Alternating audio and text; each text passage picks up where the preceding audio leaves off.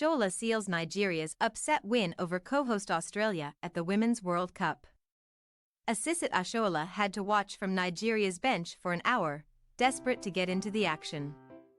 Before getting a chance to unleash all her pent-up energy against co-host Australia at the Women's World Cup. The Barcelona striker entered the game in the 63rd minute and Nigeria took the lead 2 minutes later for the first time.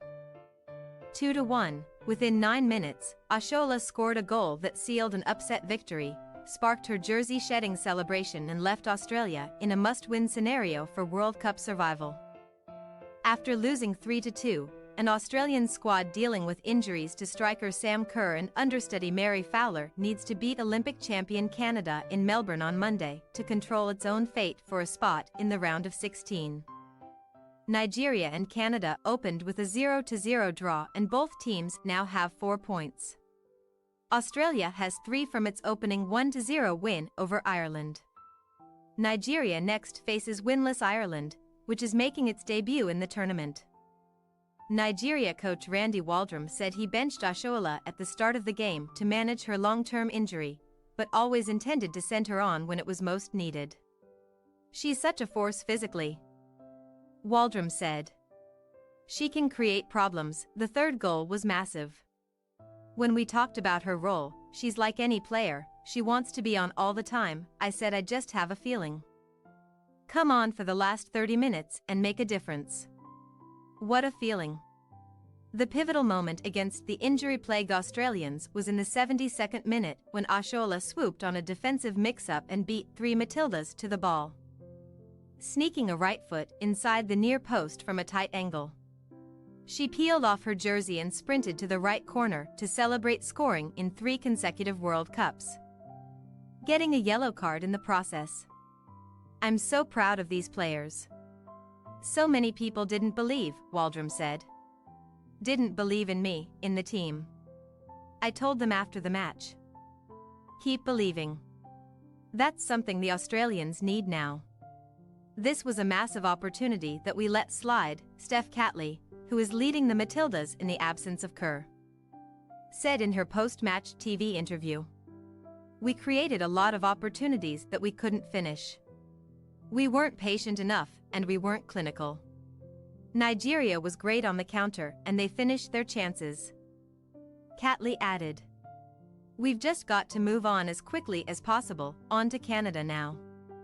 This is what World Cups are all about." After controlling much of the game, Australia was stunned by the 2-goal burst from Nigeria. Australia went into the game with 10 wins in its previous 11 international matches, including an away win over European champion England, and had 7 clean sheets in their previous 9 games. They had more shots on goal 28-10 and more on target 8-5, but missed the clinical finish of its world-class strikers and was rarely able to breach Nigeria's disciplined defense.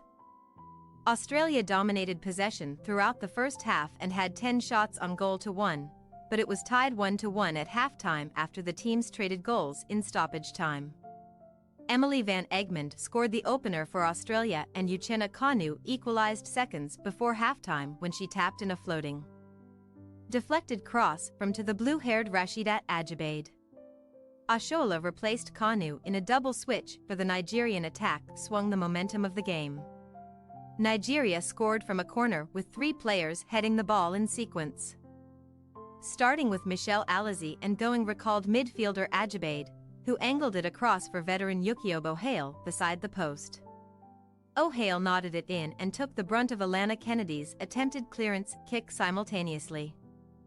The Australians threw everything into attack in front of a parochial 49,156 crowd, but only managed to pull 1 goal back with Kennedy's header deep in added time. The Matildas have generated unprecedented exposure for women's soccer in Australia and were widely expected to reach the knockout rounds. Now coach Tony Gustafsson has to turn around an upset quickly. "When it's as tough as it is now," he said, "that's when the true strength comes out in the team." Thanks for your watching.